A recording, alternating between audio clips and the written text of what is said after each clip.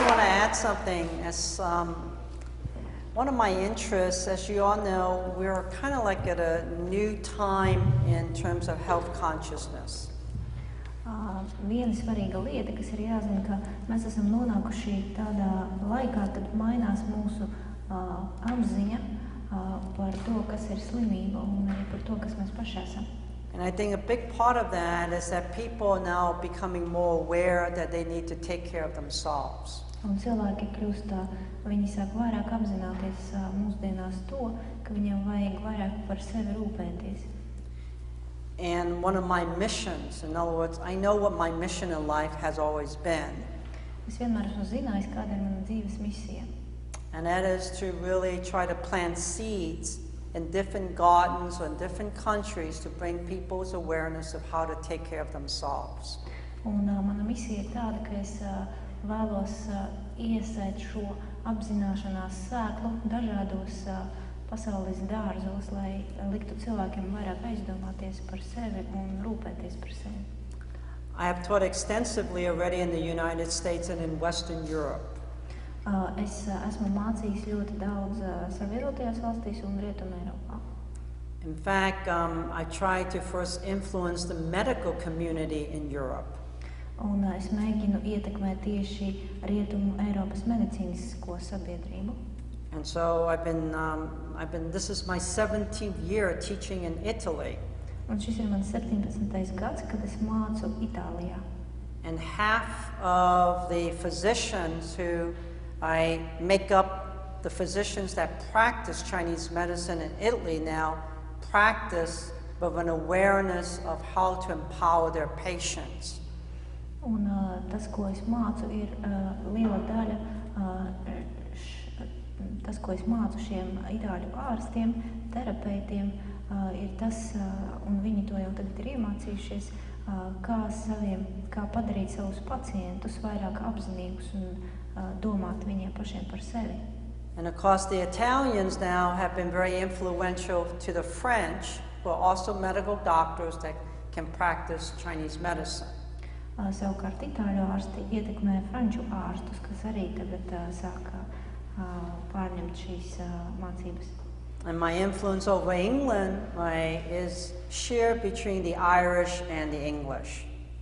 Un ir saikne, tagad mana ietekme Anglijā ir tāda, ka arī gan Anglijā, gan Īrijā cilvēki sāk pieņemt šo Ķīnas medicīnu. And of course, through the Swiss, I have been able to influence the Germans. Un caur Zviedriem es biju spējīgs ietekmēt vāciešus.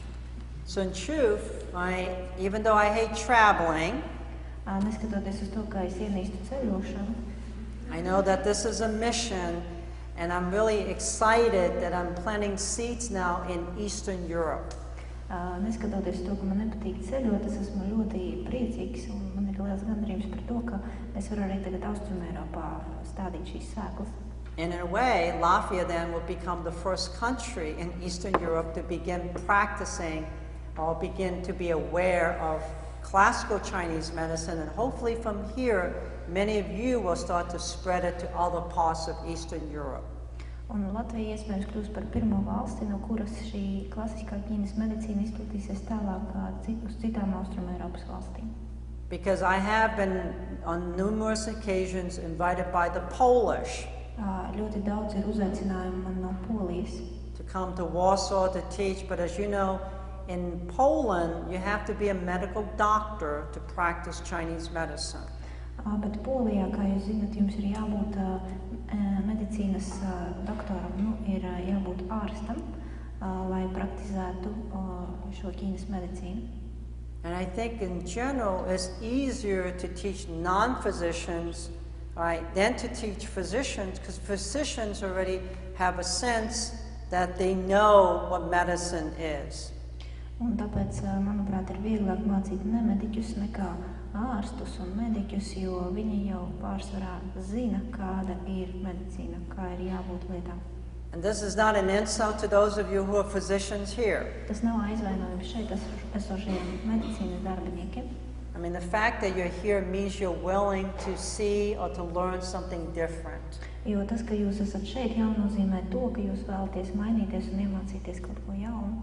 And hopefully, just as you open yourself to new ideas, I hope you're able to open up yourself to new ideas, to spread these new ideas to your colleagues, so that people really become more responsible for their health instead of blaming us, the physicians, for failing to help them with their health.